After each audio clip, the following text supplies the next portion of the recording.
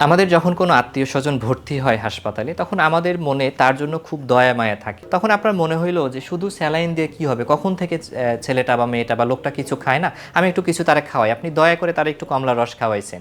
কিন্তু দেখা গেছে যে সে হয়তো অর্ধসচেতন শুয়ে আছে, চামচ দিয়ে খাওয়াচ্ছেন। কমলার রস খাওয়াইছেন, পরের দিন থেকে রোগীর শ্বাসকষ্ট হয়ে গেছে, শ্বাস নিতে পারছে না, একদম অবস্থা খারাপ হয়ে গেছে। তো রোগীরে আপনি ভালো করতে গিয়ে খারাপ করে ফেলাইলেন। এই যে ভালো করতে গিয়ে খারাপ, এটা কেন হইল? উত্তর হচ্ছে যে স্যালাইন যখন চলে তখন আপনি সবসময় মুখে খাওয়াইতে পারবেন না। কখনো কখনো মুখে খাওয়ানো যায়, কখনো কখনো খাওয়ানো যায় না।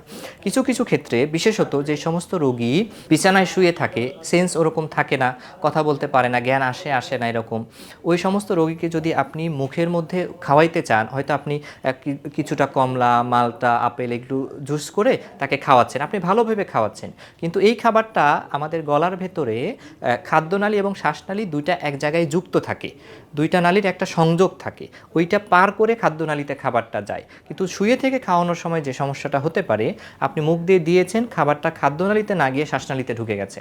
শ্বাসনালীতে যখন ঢুকে গেছে তখন তার রোগীর ফুসফুসের মধ্যে এটা ঢুকে যাচ্ছে, রোগীর শ্বাসকষ্ট বাড়ায় দিচ্ছে, আরও জটিলতা তৈরি করছে। তো এই জন্য ডাক্তারের অনুমতি ছাড়া আপনি কখনো কিন্তু ইচ্ছা মতো, যতই আপনার কষ্ট লাগুক, যতই আপনার রোগীর জন্য মায়া থাকুক, দরদ থাকুক, আপনি এটা করতে যাবেন না। খাওয়াতে পারবেন কি পারবেন না, এটা আপনার যে ভর্তির ফাইল থাকে ওইখানে ডাক্তাররা স্পষ্ট লিখে রাখেন। আপনি ওইটা দেখবেন, বুঝতে না পারলে কোনো ডাক্তার বা নার্স বা স্বাস্থ্যকর্মী যে থাকে তার সাহায্য নেবেন, জিজ্ঞাসা করে তারপরে তাকে খাওয়াবেন।